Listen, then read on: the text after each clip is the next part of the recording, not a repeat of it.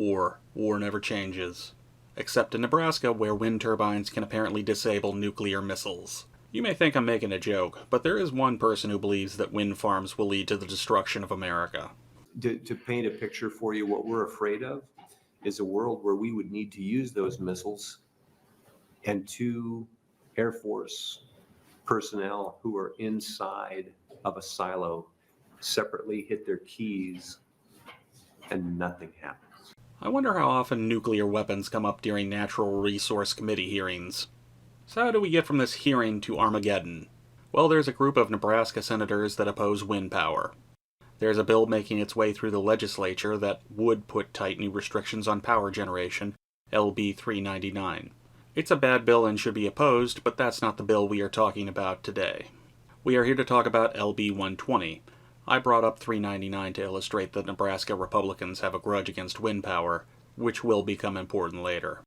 Back to the other bill. Here's what LB 120, addressed here as AM 2489, would do. AM 2489 requires before any electric supplier, public or private, begins construction of any electric generation facility, transmission lines or related facilities within 10 miles of a military installation, the owner must provide a notice to the Power Review Board, certifying that the electric generation facility, transmission lines, and related facilities contains no electronics materials, or any other components manufactured by a foreign government or a foreign non-government person determined to be a foreign adversary pursuant to 15 CFR 7.4. It's broad, but it's hard to oppose on a fundamental level. I mean, we don't want to be doing business with totalitarian countries on a good day. I don't need the proviso of being within 10 miles of a military base. So how does this bill restricting Chinese parts factor into the construction of wind farms? In Nebraska, wind as part of energy generation capacity is skyrocketing. Pun not intended. As shown on screen between 2020 and 2023, wind capacity has spiked up 25%, higher than any other source. So when you talk about regulations on newly constructed energy generation facilities, you are talking almost exclusively about wind farms. So this is a prohibition against building new wind farms within 10 miles of a military base, if any component may have been manufactured in China.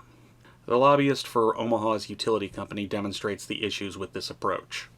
The issue that is still kind of concerning on the language is we don't think there's any foreign components in those things. I mean, my cell phone, I have an iPhone, your laptop probably has made in China somewhere on those kind of things.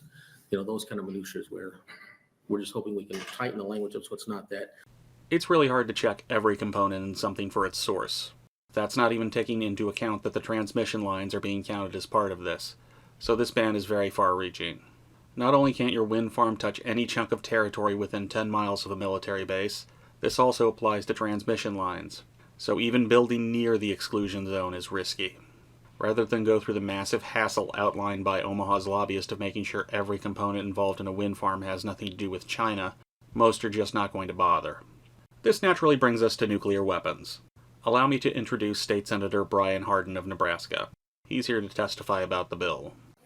As many of you are aware, the federal government has begun the process of replacing the Minuteman III nuclear missile system, that is the land leg of the United States three-leg nuclear triad. The Minuteman III is being replaced with the Sentinel system. This will be the largest single project expenditure in the history of the United States military. So Nebraska's getting a bunch of new nuclear missiles. Congratulations. Why are you talking about it in front of the Natural Resources Committee? What's this got to do with wind farms?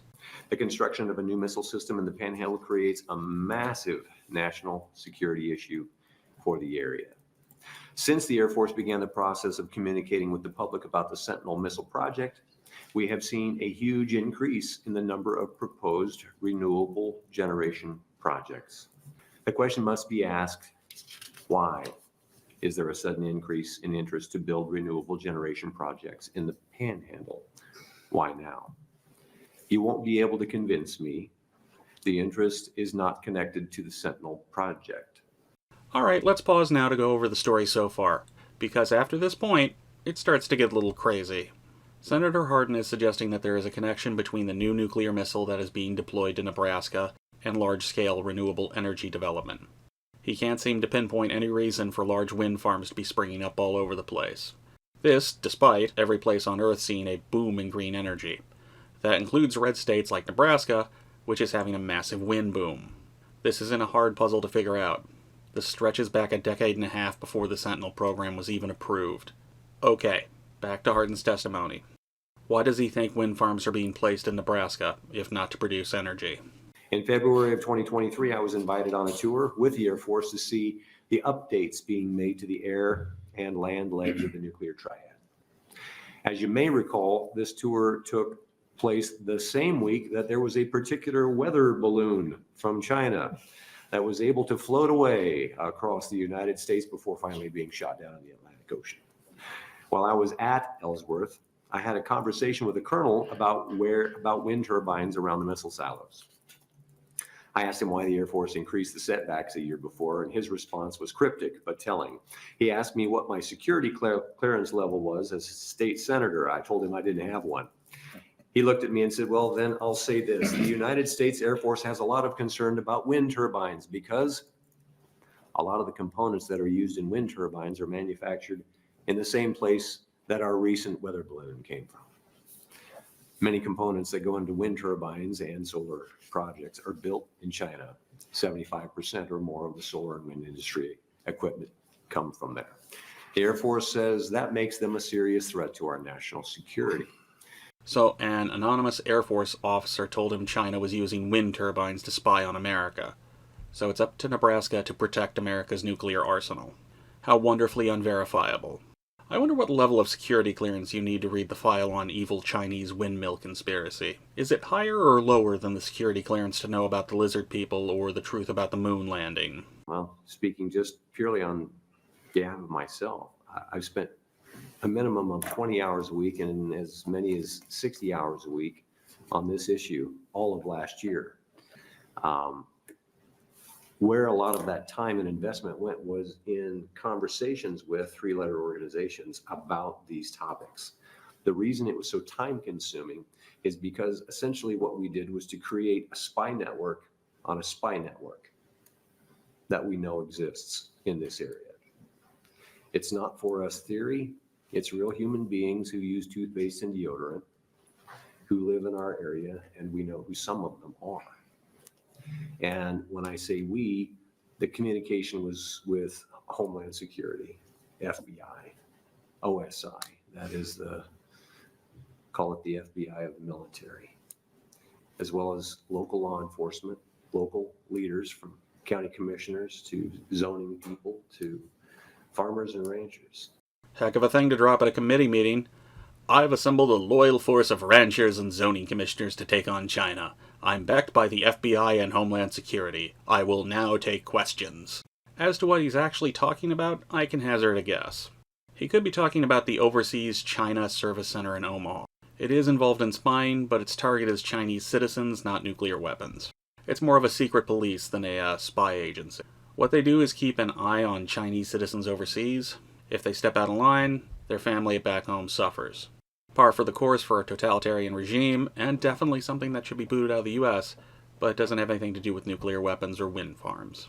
Moving on, how do the FBI, OSI, Homeland Security, and all other security agencies that are apparently working through Senator Hardin feel about the bill? So I'm glad to hear that you've been in communication with them. To your knowledge, are they aware of this piece of legislation? And if so, is this something that they are supporting or wanting to be introduced in our state?